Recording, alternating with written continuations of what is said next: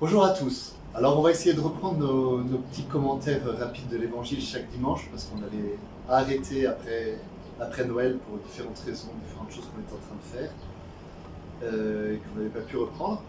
Et donc voilà, on reprend maintenant aujourd'hui avec ce dimanche, et ça tombe bien, c'est pendant le temps de carême, donc ça vous permet aussi de vous préparer à Pâques.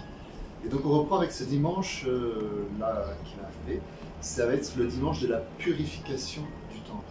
Vous vous souvenez, c'est le moment où Jésus se met en colère et chasse tous les vendeurs du temple. Et en fait, la question qu'on se pose tous face à cet élément, c'est pourquoi Jésus il s'énerve, pourquoi la colère peut être bonne, et dans quel cas en fait. Et en fait, on voit que si Jésus il le fait, c'est pour une raison bien précise. C'est-à-dire c'est pour préserver le lieu, la maison du Père. Donc en fait, c'est pour un amour pour Dieu. Un amour pour Dieu qui est bien supérieur à tout le reste. Parce que bien souvent, nous, quand on se met en colère de manière égoïste.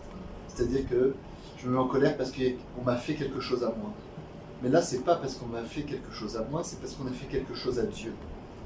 Et donc ça, c'est déjà un élément qui me permet de me demander si ma colère est sainte ou si elle n'est pas sainte. C'est pourquoi je fais ça. Si je fais ça juste pour moi, peut-être que ce ne sera pas sain.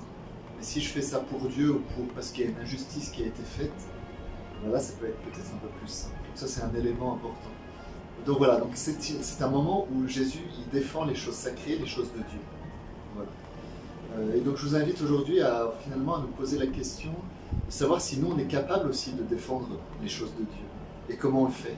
C'est par exemple où on se rend compte que notre église est attaquée, comment on la défend. Si on rentre dans une église, est-ce qu'on a le respect pour celui qui y habite? Est-ce qu'on fait un petit geste? Est-ce qu'on prend conscience que Dieu est présent, que Jésus est présent là? Est-ce qu'on garde le silence pour prendre le temps de prière? Voilà, donc je vous invite à faire comme un examen de conscience sur notre attitude dans la maison de Dieu. Voilà. Merci beaucoup. Suivez-nous dans nos réseaux sociaux, Facebook, YouTube, Instagram et laissez-nous un like. À bientôt!